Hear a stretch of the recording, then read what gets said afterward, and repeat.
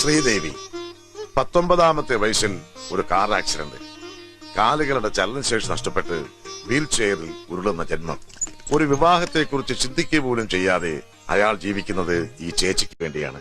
അവരാകട്ടെ നിത്യവും പ്രാർത്ഥിക്കുന്നത് കൃഷ്ണകുമാറിന്റെ മനസ്സുമാറി അയാൾ ഒരു വിവാഹം കഴിച്ച് സുഖമായി കഴിയുന്നത് കാണാനാ.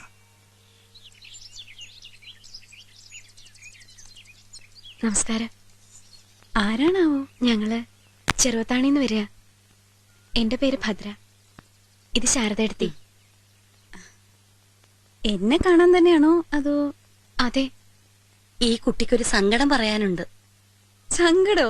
അയ്യോ, ഈ വണ്ടിച്ചക്രത്തിൽ ഉരുളുന്ന എന്നോടാണോ? അതൊക്കെ ഭഗവാനോട് പറയാ. എന്നെ സഹായിക്കാൻ ഇപ്പൊ ചേച്ചിക്ക് മാത്രമേ കഴിയൂ. എന്നാ കേക്കട്ടെ.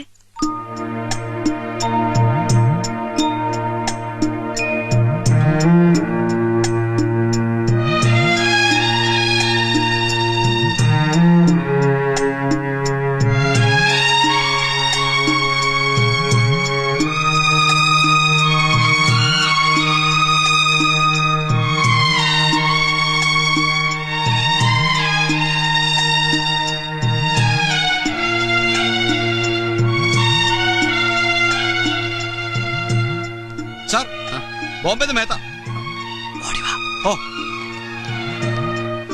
ഇനി ബോംബെന്ന് മേത്ത എന്നെ വിളിച്ച തന്നെ ഞാൻ തല്ലിക്കൊള്ളു. വൃത്തിയിട്ടവനെ.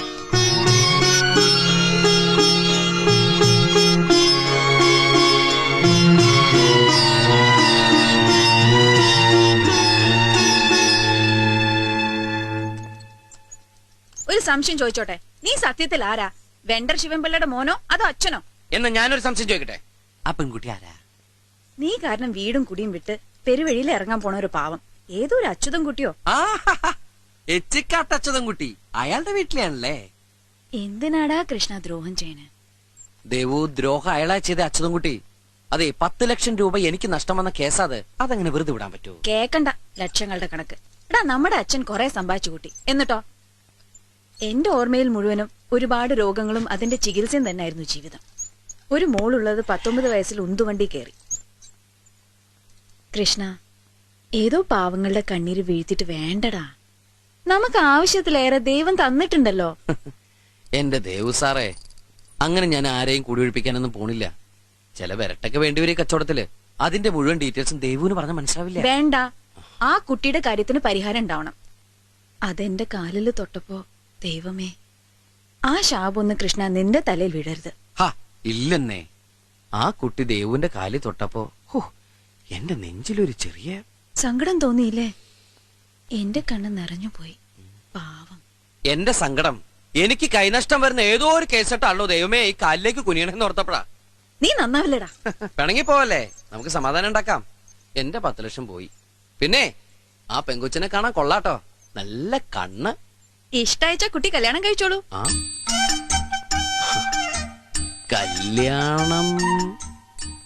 കല്യാണം കഴിക്കാം. വെറുതെ ഒരു ചെറ്റാളിനെ ഫ്രീ ആയിട്ട് കിട്ടുമ്പോ എന്തിനാ അത് കളയണത്? കഴിക്കാം. പീഡനം, ശാരീരിക പീഡനം വഴി ആധാരം ഒപ്പിട്ട് വാങ്ങിക്കുക ക്രിമിനൽ ഒഫൻസ് ആണ്. ഈ നാട്ടിൽ കോടതിയുണ്ട്, പോലീസുണ്ട്. പിന്നെന്താ ഭീഷണി? ഇറക്കി വിടുവന്നോ? ആര്? തെച്ചിക്കാട്ട് അച്യുതം കുട്ടിയോടാ കളി. ശിവൻപിള്ളയുടെ മോൻ വിവരം അറിയും. അങ്ങ് തിരുവനന്തപുരം വരെ പോവണ്ട, ഒരു ഫോൺ കോളിൽ അവന് മനസ്സിലാക്കി കൊടുക്കും ഞാൻ. നീ ഇങ്ങനെ കിടന്ന് കയറ് പൊട്ടിക്കണ്ട അച്യുത.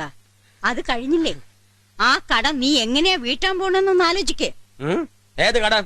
അമ്മ അറിയാത്ത കാര്യത്തിൽ ഇടപെട്ട് സംസാരിക്കരുത്. അമ്മയ്ക്ക് RB നായരെ അറിയോ? ഉണ്ണിയവരാനെ അറിയോ? ചാമരാജ നഗറിലെ ക്വാറി ഓണർ ഫർത്തുള്ള അറിയോ? നാഗപ്പ, ശിവപ്പ, അനുവന്തപ്പ, ഇവരിൽ ആരെങ്കിലും അറിയോ? ആരെയാണ് ഈ വായിക്കൊള്ളാത്ത പേരും പറഞ്ഞിട്ട് അച്യുതം കുട്ടിയുടെ വരട്ടണേ? പാവം അമ്മയെ വിട്ടേക്കൂ. ഭാവേ, നീ ഒന്ന് പോകുന്നുണ്ടോ? ഞാൻ മാത്രമല്ല, എല്ലാരും കൂടി പെട്ടിങ്ങിടക്കെടുത്ത് പോവേണ്ടി വന്നേനെ. ഭദ്ര പോയി ആ സ്ത്രീയുടെ കാൽക്കൽ വീണ് കരഞ്ഞില്ലായിരുന്നെങ്കിൽ എവിടെയോ പോയി 2 ദിവസം ഒളിച്ചിരുന്ന് പ്രോബ്ലംസ് സോൾവ് ആയി നിറഞ്ഞപ്പോ വന്നിരിക്കണു. ഒന്നങ്ങ് തരിഞ്ഞാൻ വലിയ MBBS ആണെന്ന് നോക്കില്ല. പിന്നെ ഇത് ഭദ്രയല്ല, ഭാമയാ. അച്യുതാ, ബടവാ മോനെ. എന്താ കാലാണിക്ക് ഗുണല്ലാത്ത പോക്കി കുട്ടിയുടെ മേക്കട്ട് കേറുന്ന കിഴങ്ങ അവിടുന്ന് കിട്ടും എന്റെ കയ്യിന്ന്. ഇനി ഞാൻ വിടില്ല. കുറച്ചായി ഇവിടെ പുറകെ ഓടാൻ തുടങ്ങിയിട്ട് ഇന്ന് എനിക്ക് 2-1 അറിയണം. 2-1 ഭാർഗവി പറയരുത്. പൈസ തരാൻ പറ്റൂല എന്ന് പറയാനാണല്ലോ ഈ 2-1. പറയട്ടെ, പറയട്ടെ, ഇവിടെ ഏട്ടൻ വാങ്ങിക്കൊണ്ട് പോയതിന്റെ ഓഹരി ഇവിടെ നക്കിയിട്ടുണ്ടാവുമല്ലോ. തരില്ലെന്നൊന്ന് പറഞ്ഞു നോക്കട്ടെ, ഭാർഗവിയുടെ കയ്യിന്റെ ചൂടറിയും. സഹോദരി, എന്റെ ഭർത്താവ് ഒരു അത് പോലീസുകാരനാണ്. ഞാൻ എന്നെ സല്യൂട്ട് അടിക്കണം. അയ്യോ, അങ്ങനെയല്ല. ഞാൻ മൂപ്പരെ കൊണ്ട് അച്യുതൻകുട്ടിയെ അറസ്റ്റ് ചെയ്ത് ലോക്കപ്പിലാക്കിയിട്ട് എന്നിട്ട് അത് തേങ്ങയാടി. ആ തെണ്ടിയുടെ കയ്യിൽ കാലണ കാണില്ല.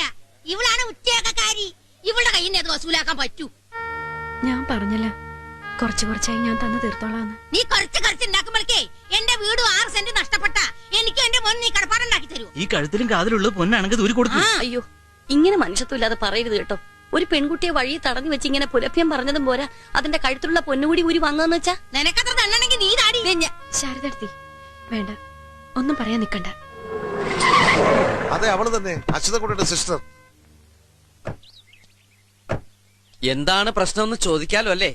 അങ്ങനെ ചോദിച്ചാൽ നിന്നോട് പറയാൻ മനസ്സിലടാ പട്ടി എന്നാരും പറയില്ലെങ്കിൽ ഞാൻ ഒന്ന് ചോദിച്ചോട്ടെ, എന്താണ് പ്രശ്നം? ഈ ഭാർഗവിയുടെ മോൻ വിനയന്തന് ഒരു പണി ശരിയായി കൊടുക്കാമെന്ന് പറഞ്ഞ് ഈ കുട്ടിയുടെ ഏട്ടൻ 5000 രൂപ വാങ്ങി മുങ്ങി. അത് ഞങ്ങളൊന്ന് ഒത്തുതീർപ്പാക്കായിരുന്നു. ആരാണ് ഈ വിനയചന്ദ്രൻ? ഞാനാ. ആഹാ, എന്റെ മോനാ. എന്റെ അമ്മയാ. അയ്യേ, വിനയേന്ദ്രൻ എന്തായാലും ഒരു പണിയുടെ ആവശ്യമുണ്ട്, അത് കറക്റ്റാ. പക്ഷെ അയാളെവിടെ? ഈ കുട്ടിയുടെ ഏട്ടൻ അയാളല്ല കാശ് വാങ്ങിച്ചത്. അയാളെ കണ്ടേ? അങ്ങനെ ചോദിക്കും സാർ. ഒരു മിനിറ്റ്, ബ്ലൈൻഡ് ആണ്. അല്ല. എന്നാ കൂളിംഗ് ഗ്ലാസ് ഒരു പോക്കലിടൂ. ഇവിടെ ആരെങ്കിലും ഒരാൾ കൂളിംഗ് ഗ്ലാസ് വെച്ചാൽ മതി. അത് ഞാൻ വെച്ചോളാം. എന്താ തമ്പി സാർ? ഇവിടെ പറയൂ. അല്ല സാർ, ഈ കുട്ടിയോട് ചോദിച്ചിട്ടാണോ ഇവര് കാശ് കൊടുത്തത്? എന്നിട്ടും ഇവള് കൊടുക്കാന്ന് പറഞ്ഞു. അവധി ചോദിച്ചെന്നേ ഉള്ളൂ. അത് കേൾക്കില്ല. ഇവളുടെ കഴുത്തിലും കാതിലുമുള്ള പൊന്നു ഊരി കൊടുക്കാനാ പറയണേ. അത് ന്യായമാണോ തമ്പി സാറേ? തെമ്മാടിത്തരം എന്നാണ് മലയാളത്തിൽ പറയുന്നത്. ഒരു മലയാളം മാഷം കൂട്ടുകാരനും കൂടെ ന്യായം പഠിപ്പിക്കാൻ വന്നിരിക്കണു. ഒരു പെറുക്കേട് വിളിച്ചില്ല മധ്യസ്ഥത്തിന്. പെണ്ണിന്റെ മൊഞ്ച് കണ്ട് പിന്തുണയ്ക്കുന്നതായിരിക്കും. തള്ളയുടെ മുഖത്ത് വേണ്ട കയ്യ, മര്യാദകേട് പറയരുത് നീ ആരോടും എന്ന് നീ പറഞ്ഞു കൊടുക്കണം കേട്ടോടാ. ആ, 5 നോട്ടിൽ തീരുന്ന പ്രശ്നം ഇങ്ങനെ ആളെ കൂട്ടി നടുവഴിയിലെ പൊറാട്ട് കളിച്ച് വഷളാക്കേണ്ട കാര്യമില്ല. ആ വിനയേന്ദ്രൻ അമ്മയും കുട്ടിയും സ്ഥലം വിട്ടോളൂ. പൊക്കോളൂ. നടു വലിച്ചേറി 5-10 അമ്മച്ചി. പ്രിയപ്പെട്ട നാട്ടുകാരൊക്കെ ഒന്ന് പിരിഞ്ഞു പോണം. പോണം പോണം, പൊക്കോളൂ. അങ്ങോട്ട് പൊക്കോളൂ. എന്താ ഇങ്ങനെ നിക്കണേ? പൊക്കോളൂ. ഞാൻ കൃഷ്ണകുമാർ. അയ്യോ, ഞങ്ങളന്ന് വീട്ടിൽ വന്നിരുന്നു. ആ വരവിൽ എനിക്ക് നഷ്ടം 10 ലക്ഷം. ഇതായിപ്പോ ഒരു 5000. അങ്ങനെ 10,50,000 തെച്ചിക്കാട്ട് അച്യുതൻകുട്ടി വക. എന്നെങ്കിലും ഒരു വലിയ പണക്കാരിയാവുമ്പോ പലിശ വേണ്ട, എന്റെ മുതൽ എനിക്ക് തിരിച്ചു തന്നെ. എനിക്ക് സങ്കട എന്റെ കാശ് ആർക്കെങ്കിലും വെറുതെ കൊടുക്കുന്നത്. തരും, തന്ന് തീർക്കുന്ന മനസ്സിൽ പറഞ്ഞു വെച്ചോളൂ. എങ്ങനെയുണ്ട്? എന്നാ ഞാനിവിടെ വിട വാങ്ങട്ടെ തമ്പി സാർ. ആ,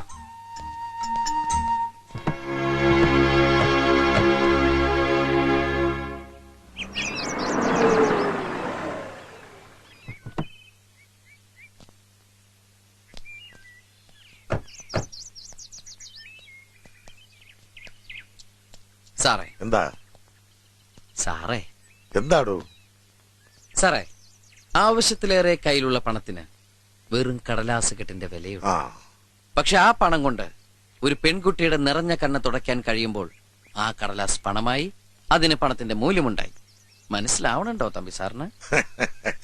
ഈങ്ങാപ്പാറയിൽ ഒരു കുരുമുളക് തോട്ടം നോക്കണം, വിലയൊത്താൽ ഇന്നും തന്നെ കച്ചവടമെന്നും പറഞ്ഞ് എന്നെ വിളിച്ചോണ്ട് വന്ന് വഴിയരികിൽ ഒരു ഇഷ്യൂ 5000 മണീസിന് സെറ്റിൽ ചെയ്ത് ഇപ്പൊ ഈ പുഞ്ചപ്പാടത്തിന്റെ കരയ്ക്ക് വന്ന് എന്നോട് സാഹിത്യം അടിക്കുന്നത് മനസ്സിലാകുന്നില്ല. Life is a tale told by an idiot. Sorry sir, ഏതൊരു വിഡ്ഢി പറഞ്ഞ കഥ. അതാണ് ജീവിതം. പച്ചപ്പട്ട് വിരിച്ച വയലേലകളിൽ ഒരു മന്ദമാരുതനേറ്റ് നിൽക്കുമ്പോൾ കൃഷ്ണകുമാറേ, ആ കുട്ടി പാവ സാറേ, കാണാനും കൊള്ളാം. അതുകൊണ്ട് തന്നെ 5000 വീശത്. സാർ വാക്കേറ്. എടാ കള്ള കൃഷ്ണ, അങ്ങനെ വിളിക്കല്ലേ സാറേ.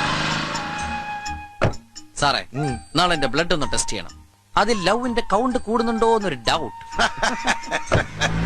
ലക്ഷങ്ങളുടെ ഡ്രാഫ്റ്റ് കാണുമ്പോ, ഒരു പുതിയ ബിസിനസ് ഡീൽ ഓക്കെ ആകുമ്പോ, ചുളിവിലേക്ക് ഏതെങ്കിലും ഒരു പ്രോപ്പർട്ടി കയ്യിൽ തടയുമ്പോ, അങ്ങനെയൊക്കെയുള്ള സന്ദർഭങ്ങളിലാണ് ഞാൻ ആ മുഖത്തൊരു നല്ല തിളക്കം കണ്ടിട്ടുള്ളത്. ഇതിപ്പോ അതിലൊക്കെ വലിയ തിളക്ക എന്ന് പറയാം. നമുക്ക് ആലോചിക്കാൻ പറ്റണ തന്നെയല്ലേ വീടും ചുറ്റുപാടും. ഫിനാൻഷ്യലി വളരെ മോശം ഷേപ്പിലാണ്. പക്ഷേ പഴയ പെരുമയുള്ള തറവാട്ടുകാരാ. ആ ഏട്ടൻ ഫ്രോഡ് ഒഴിച്ച്. ആ കുട്ടി എന്താ ചെയ്യണേ? അതല്ലേ രസം. MBBS കഴിഞ്ഞ് നിൽക്കുക. ഓഹോ, നാളെ നമ്മുടെ ഹോസ്പിറ്റലിൽ നോക്കി നടത്താനുള്ള യോഗം അതിനാവും. അവനെ പ്രാണനെ പോലെ കൊണ്ട് നടക്കണം. എനിക്ക് അതാ വലുത്.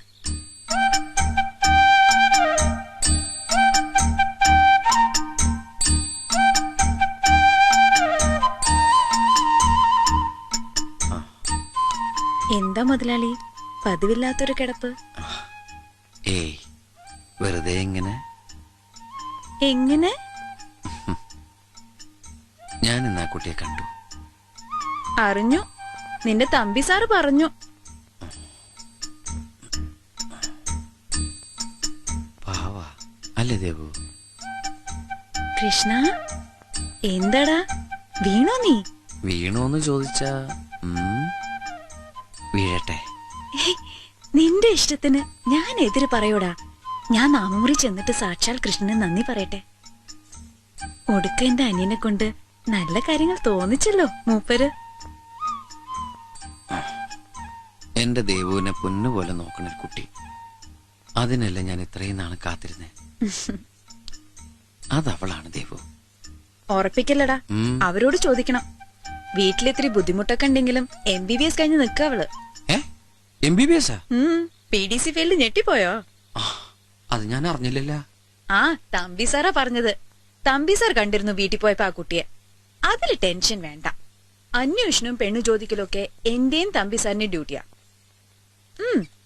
നീ അത്യാവശ്യം സ്വപ്നം കാണലൊക്കെ തുടങ്ങിക്കോ. സ്വപ്നം കാണുമ്പോ ഒട്ടും കുറക്കില്ലാട്ടോ. നല്ല ലാവിഷായിട്ട് തന്നെ കാണും. ആ